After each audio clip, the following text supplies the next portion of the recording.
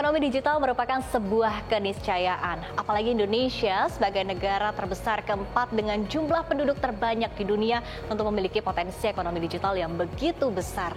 Namun hal ini pasti tak lepas dari berbagai tantangan yang ada.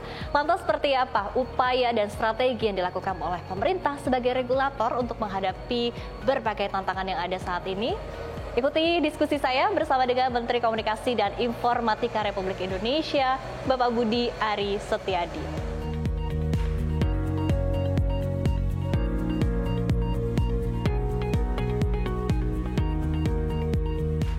Pak Budi, apa kabar?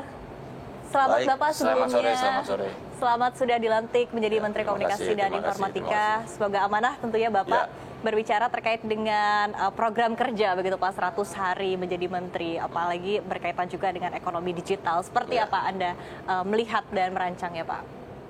Yang pasti digitalisasi, termasuk digitalisasi ekonomi ini kan suatu yang tidak terelakkan.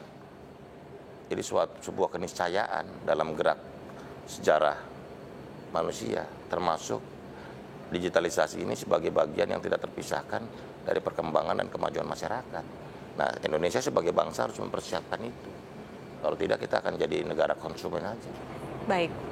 Tapi dari program-program yang Anda lakukan begitu ya, kemarin kan juga disebutkan sebetulnya ada 4 fokus utama untuk program Anda begitu. Ketika dikaitkan Jangan bilang program saya, perintah Pak Presiden. Baik, perintah dari Pak Presiden. Menteri nggak punya program, Menteri cuma menjalankan program Presiden. Baik.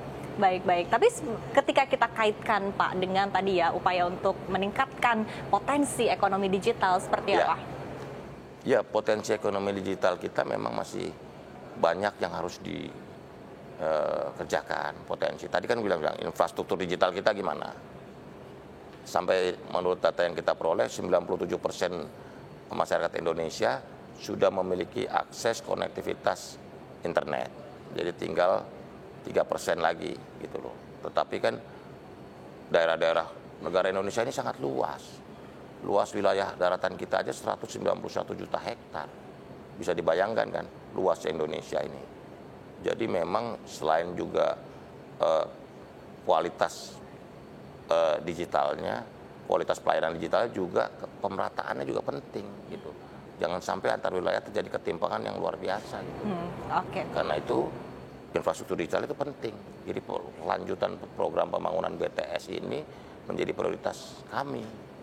Jangan sampai mangkrak, jangan sampai tertinggal, jangan sampai masyarakat dan warga Indonesia di daerah 3T khususnya, yang terluar, terdepan, dan tertinggal ini tidak memiliki akses internet.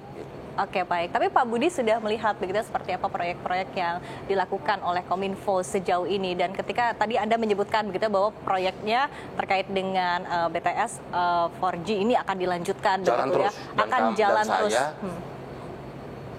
Setelah diskusi dan memapping masalah dengan teman-teman di sini, optimis tahun ini harusnya bisa selesai. Oke, optimis harusnya bisa selesai. Tapi mungkin bisa digambarkan juga begitu Pak, karena mungkin tidak sedikit masyarakat yang juga masih bingung sebetulnya proyeknya seperti apa. Bahwa pengadaan 7.200 BTS di wilayah Indonesia, seluruh Indonesia. Nah, 7.200 itu tanggung jawab Bakti dan tanggung jawab operator seluler. Kita udah lihat datanya, nanti kita cek semuanya, go detail dari sampai provinsinya mana, kabupatennya mana, desanya mana gitu loh. Kita akan detailkan semua, termasuk kualitasnya, kualitas layanannya, karena itu penting. Nah, memang ada kendala, mohon maaf, di Papua ini ada soal keamanan, selain soal geografisnya, dan juga tantangannya kan luar biasa, daerah pegunungan, hutan-hutan gitu loh. Memang jadi juga tantangan buat kita gitu loh. Tapi daerah-daerah lain itu kita akan wujudkan segera dan secepat mungkin. Oke, baik. Nanti ketika proyek ini juga sudah selesai, sudah rampung begitu Pak, manfaat yang bisa dirasakan masyarakat seperti apa? Ya, artinya masyarakat memiliki akses konektivitas untuk terhubung dalam ekosistem digital ini. Oke, baik. Bagi yang saat ini juga sudah mendapatkan akses, apakah artinya bandwidth-nya juga akan meningkat begitu? Kalau soal data misalnya, Indonesia ini konsumsi data kita per bulan itu rata-rata ada average antara 12 sampai 15 gigabyte per kapita per bulan gitu. Jadi kalau kita bisa tingkatkan ke 30 aja udah 2 kali lipat kan gitu. Nah, itu kan juga tergantung koneksinya, jaringannya, infrastrukturnya gitu loh. Nah, karena itulah pengadaan infrastruktur ini penting. Sehingga kendala-kendala jaringan itu bisa teratasi. Gitu. Oke, baik. Artinya memang urgensinya juga cukup penting begitu Pak, mengingat penting, upaya kita juga untuk meningkatkan kembali potensi ekonomi digital. Potensi ekonomi digital, karena kita bagaimana kita mau bicara soal e-healthy untuk kesehatan kalau nggak ada internetnya? Bagaimana kita mau ngomong e-learning kalau kita nggak ada internetnya? Bagaimana kita mau ngomong e-commerce belum II yang lain ya? Gitu. Karena itu penting sekali infrastruktur digital ini untuk berbagai kemajuan dan pembangunan di sektor-sektor lain, baik pendidikan, kesehatan, belum e-tourism, ya kan? Yang lain lah semuanya, ekonomi, e-commerce dan sebagainya semuanya. Karena itu ini penting, belum e-government.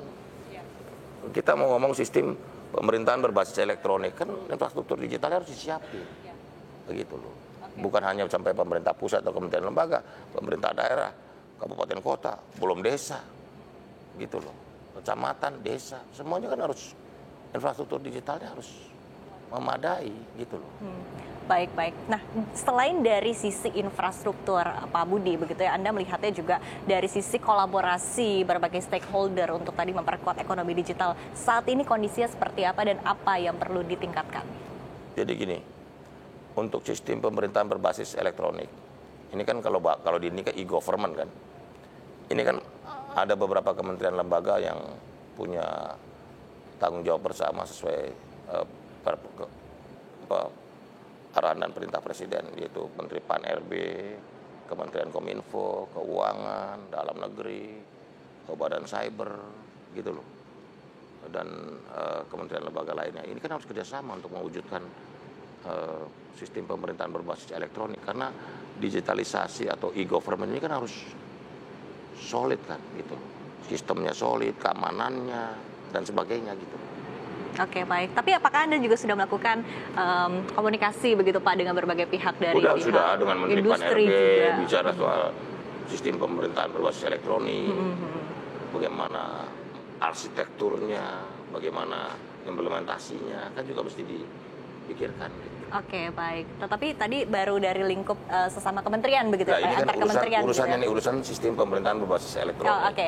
E-government ini kan harus diwujudkan. Nah, ini terus e-commerce lain lagi. Oke, ya tapi kan? untuk industri sendiri sudah ada komunikasi Pak? Kita komunikasi dengan semua industri yang berbau digitalisasi ekonomi ini, yang untuk mendorong digitalisasi ekonomi ini nih, dengan industri penyiaran, industri telekomunikasi, telco industri. Kita juga bicara diskusi bahwa memang perlu ekosistem yang baik untuk sama-sama mendukung kemajuan ekonomi digital ini. Oke, baik. Tadi mungkin ada yang disampaikan oleh para pelaku industri ini langsung ke Anda, Pak Budi, apa saja poin-poin utamanya? Ada usulan-usulan, ada yang pasti Kementerian Kominfo ini kan ingin mendorong bersama kemajuan ini. Kadang nggak mungkin cuma hanya dari pemerintah, tapi dari banyak pihak kan gitu. Dari banyak pihak ini kan kerja pentahelix ini kan harus jalan gitu. Industrinya tumbuh, literasi digitalnya juga makin baik, di mana masyarakat menyadari bagaimana sosial media bisa digunakan dengan baik gitu loh. Dan banyak hal yang harus dikerjasamakan, disinergikan untuk mendukung percepatan digitalisasi ekonomi ini. Oke, baik begitu. Nah, tapi di satu sisi juga artinya dari para pelaku industri kan biasanya juga mengerucut begitu Pak ya permasalahan dari berbagai permasalahan. Salah satu poinnya adalah terkait dengan regulasi-regulasi yang ada. Dan sejauh ini juga pemerintah sebetulnya sudah melakukan berbagai upaya ya untuk memperkuat regulasi di sektor industri digital, ya, gitu, termasuk UU PDP. Seperti apa Pak? Ya, jadi memang regulasi kita ini harus menjawab tantangan-tantangan kemajuan teknologi ke depan. Kan teknologi komunikasi ini, teknologi telekomunikasi apa sih isunya? Menurut saya juga ada 4 nih tantangannya ke depan. 1, IoT, Internet of Things. 2, Cloud. 3, Blockchain. Dan yang keempat, Artificial Intelligence, AI. Nah, ini kan perlu segera merumuskan berbagai regulasi dan juga bagaimana yang merangsang pewujudan keempat tadi, IoT, Internet of Things. Nanti walaupun kita udah plesetin IoT, ntar jadi lama-lama Internet of Everything. Enggak, karena kan Iya, semua. betul. Karena mencakup semuanya, seluruh semuanya. hal. Dari mesin to mesin kan, IoT kan itu. Bagaimana menghubungkan satu device ke device lain. Bagaimana handphone bisa matiin TV, handphone bisa ngunci rumah, ntar buat pertanian, gitu loh. Handphone untuk pertanian, jadi antar device ini kan semuanya. Nah ini kan makin lama makin canggih nih. Nah kita harus terus mendorong itu semua supaya Indonesia ini jangan jadi penonton, kreativitas apa harus ditumbuhkan. Gitu. Nah untuk AI misalnya, artificial intelligence, Indonesia ini sudah saatnya perlu mengkonsentrasikan diri data scientist. Oke. Karena basisnya AI, artificial intelligence itu adalah data scientist. Iya, betul. Jadi era apps bergeser menjadi era data. Datanya dianalisa menjadi suatu artificial produk. intelligence. Gitu. Nah, kita juga coba saya akan sosialisasikan ke para pendidik, rektor untuk udah mulai harus mahasiswa didorong untuk bagaimana terciptanya data-data saintis yang banyak di Indonesia. Hari ini di dunia yang bertarung antara Amerika dan China untuk data saintis. Makanya pusat atau fokus mereka adalah bagaimana menciptakan inovasi-inovasi dan kemajuan. Oke, baik. Karena ini teknologi ini urusannya kemajuan. Betul.